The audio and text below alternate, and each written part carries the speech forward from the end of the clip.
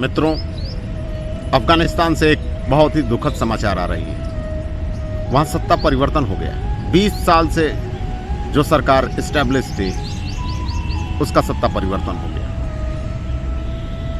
NATO forces, American government ने जो सरकार वहां बनाई थी,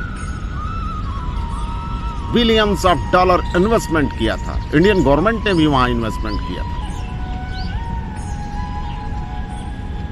वो गवर्नमेंट खत्म हो गई और तालिबान जैसे क्षुद्र विचारधारा ने वहां शासन अपना आज कर लिया।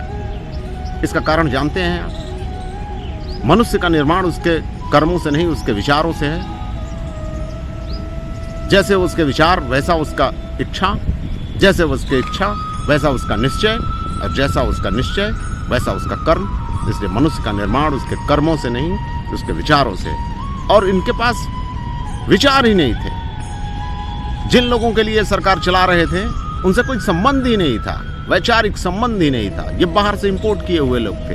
बिलियन ऑफ डॉलर्स जहां इन्वेस्टमेंट हुआ था वहां ये एक तरह से जॉब करने आए थे, अर्निंग के लिए आए थे। जब तक एनवायरमेंट इनके सुटेबल रहा ये वहां रहे।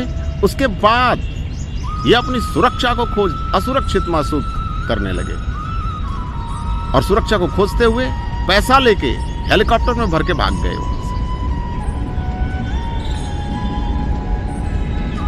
राजा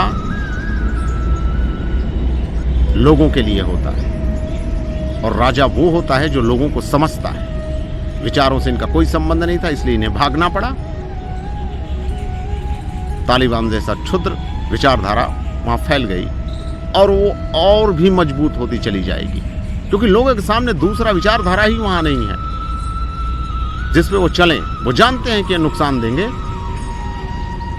लेकिन कुछ चीजें उनको लगता है कि कुछ चीजें तो मिल जाएंगी, क्योंकि वो धर्म की आड़ लेके चलते हैं और ये उनकी ताकत बन जाती है। जो वहां पे गवर्नमेंट एस्टैब्लिश थी उसका कर्तव्य था कि वहां के लोगों में नेशनल प्राइड भरती। वेपन से लड़ाई नहीं होती है। इन्होंने एक भी गोली नहीं चलाया और सरेंडर कर दिया, क्योंकि विचारों में वो निष्ठा ही नहीं थी।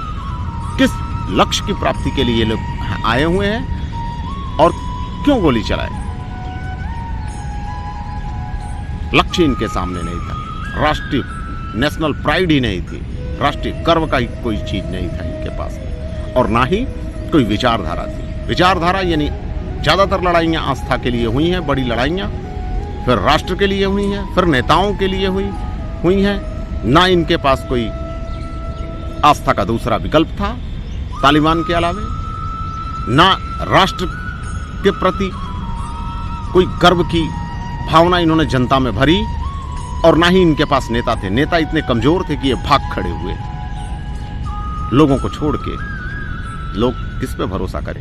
इसलिए ये गवर्नमेंट फेल हो गई वहां पे, और ऐसे लोग हमेशा फेल होते हैं। वहां एक पुराने जमाने में नादर्न अलायंस हुआ करता था। अब्दुल्ला जो आज अभी भी नेगोशिएशन कमेटी में है, उस समय भी तालिबान उतना पैर पसार नहीं पा रहा था, क्योंकि वो जमीन से जुड़े हुए लोग थे, अफगानिस्तान के लोगों को समझते थे और उनके विचारों पर इनके विचार हावी हुआ करते थे और लोग उनके विचारों से प्रभावित थे।